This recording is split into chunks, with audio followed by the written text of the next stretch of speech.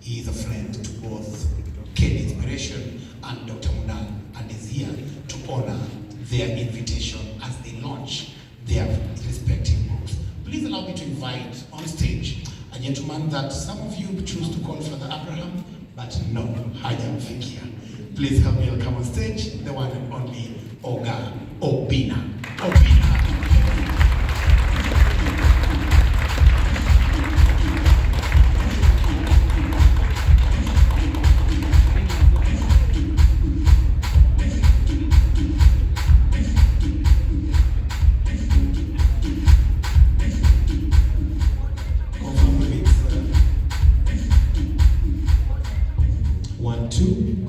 Iko sawa? You can hear me? Okay, you can see me? And for the ladies, you can feel me. All right, so before I even begin, I just want you to look at the person sitting next to you. Angalia mwenye amekaa kando yako. Kama umekaa kando ya mrembo, mpatie compliment 2 3. You know ladies don't like one compliment, give them 2. Anza na nywele, rudi kwa kiatu. Yeah, give that lady a nice compliment. Yeah, 2, 3 of them like this. Random ones. Okay? Done? Okay, they say what a man can do, a woman can do better. Now ladies, it's time to revenge. Look at the man sitting next to you. But a compliment moja too. You know ladies are the ones that are complicated. Ladies are like a touch screen phone. You have to touch everywhere for something to move. So they need like 5, 6 compliments. Men are like BlackBerry, one button, everything. Sasa mwambie compliment moja ya tupoa. Kama ni ndevu, hiyo ndevu jo.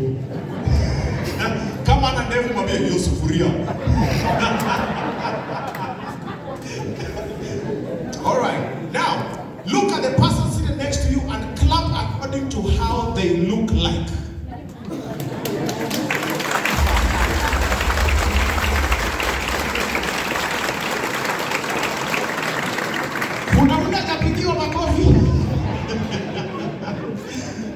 All right, my name is Obinna. I am the only legal Nigerian in Kenya. All the other Nigerians are here illegally. I am allergic to poverty. I am claustrophobic to one relationship. I have to be in a couple of them to survive. I am epileptic. I keep on falling in other people's relationships.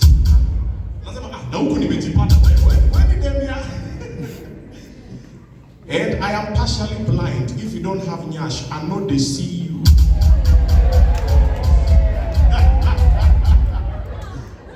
Right now, Pastor Buran is rebuking me. Holy Ghost fire. Kelly, how long do I have? You know, I talk for a living. I can go the whole... Captain, how long? 3 minutes. Sindo imeshaisha. Or sasa nianze sasa. All right. So, I've come here to support Kelly because the much I've known Kelly is an inspirational guy.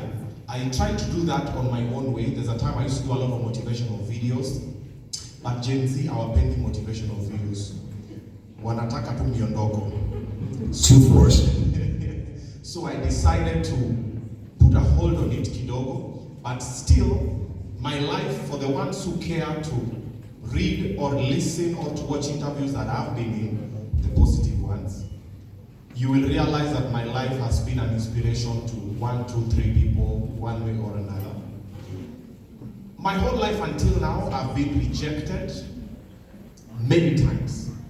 I've been rejected a lot of times for myself to be here. And the reason why I'm here is because every time I got rejected, I never stopped. And I will never stop. And I don't plan to stop.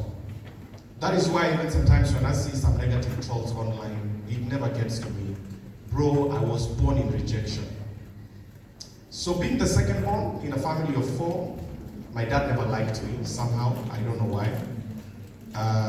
So when I was, right now I understand why, but when I was young I didn't get why. So in our family I was the animated one, you can tell. So I look at my kids nowadays. I have 4 beautiful kids, 1 boy, 3 girls. And when I look at them, I see myself in some of them, and I'm like, that is why my dad never understood. So I was the guy who was always asking questions, why this, why that? And then, I don't know if it happens to most of us, but ile time unafanyanga makosa ndio mzazi anatokelezea.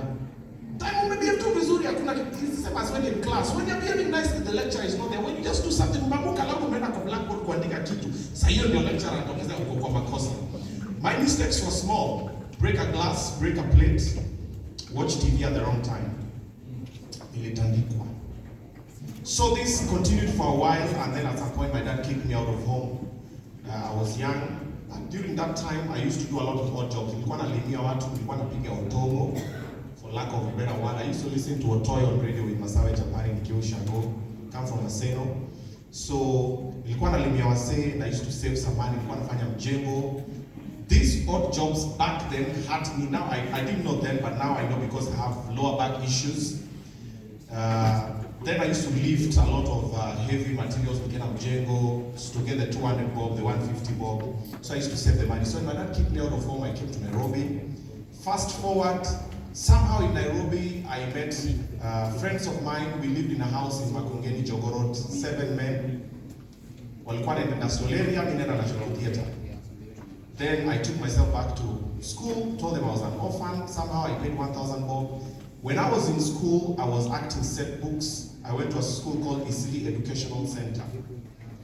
So I did set books. When I was there, the money, the teachers used to convert it into school fees. Then there was an uncle of mine used to sell curtains. I was also selling for him. I was selling water during the weekends, na Kokoteni. If you look at my first song on YouTube, it's called Igwe. There's a part I'm selling water. I was mirroring that life that I went through. And I finished high school kidogo in a shaky manner, but I never stopped. After that, of course, the people I was living with, industrial area. So, maybe nikaenda wapi industrial area. Odd jobs, of course, 90 kg bags of maize, offloading, unloading, kuweka kept stickers kwa macaroni and pasta, kubeba sabuni and all that. After a period of time, somehow, QFM was doing a comedy night. They discovered me in a club, a lady called Esther Masharia. Got to QFM. I got to work with Otoyo that I was listening to when I was in the village. I didn't even have an ID then, so I interned for about 6 months without a salary. I would stay there from midnight till morning. Then we started doing a show called Vukana Style. Myself, the late Tony Kukunio Rhino, and Alibaba. He's now in Radio Jambo. Then next door there was Easy FM. Easy FM was huge. It was #1 for blues and R&Bs. And R&B, yeah. So there were two gentlemen. One was called Brown Wood, the other one was called Cupid. They were doing a late night show. They were interning, kind of. So they had not figured out what they would do. So when I would be at QFM, I would be there from midnight till morning. My friends used to laugh at me, say, "Naongea watu wenye wamelala." But I knew what I wanted. And so we would chill before the show. I would come early because I really wanted this thing. It's what I've always wanted. So we chill with them. One time they went on air. I went on air with them like Obinna. We ended up doing the home run together. People loved the show. It was the biggest show on radio called the Home Run Easy FM with Brandon Duo. Somehow I would finish that from 8 till midnight, then jump on QFM as a different person until 5 in the morning, then go back home. Fast forward later, I've managed to do a couple of shows on radio. I've done late night, I've done evening, I've done drive, I've done mid-morning, and about a year. For the last 1 year, I did breakfast on Kiss FM. And also a couple of other shows on a digital platform. Why am I saying this?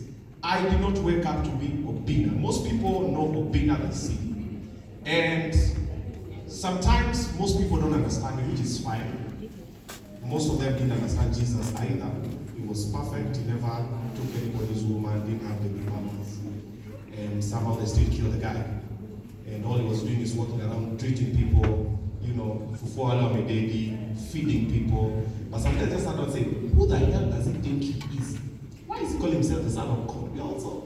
So most people never understand how I am or what I do, which is fine. It's not your role to understand me. Okay? It's your role to understand you and not to give up in whatever you're going through. I see my DM floods with people going through different situations. Someone's telling you, Obinna, unajua mimi nataka tu unipatie pesa ninunue luku.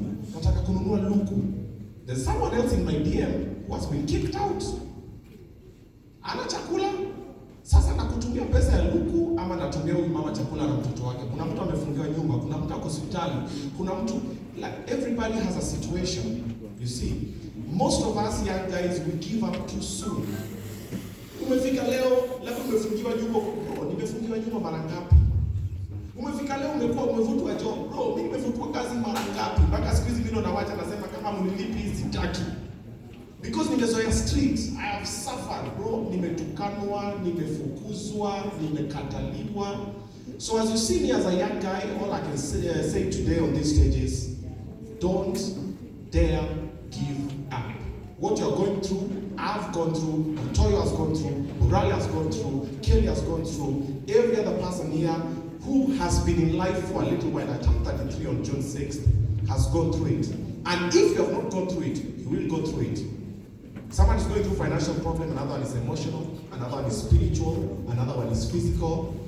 But all of us are human beings. We have to go through something for us to be redefined. If I didn't go through all these rejections, trust me, I would not be here. If my dad didn't kick me away from home, probably right now I'd be a primary school teacher. That's what he wanted me to be. I'm not saying being a primary school teacher is bad, but imagine Obinna as a primary school teacher. I would be devastated. I'll be waking up in the morning, I'm just like, these students again. For no reason. Okay? So you might be rejected now, maybe you're thinking that was the only thing for you. You don't know what is tomorrow. That's the beauty about life. The mystery about tomorrow. Yesterday has already happened. Don't dwell in Jana. I could have, no, it's happened. We move. That's my slogan. Most of my close friends always, I like saying, we move. Because it's already happened. There's nothing we can change about it. Let's focus on tomorrow, and above all, if you have an opportunity of being kind to someone, a stranger, my brother, my sister, do it. If you have an opportunity to do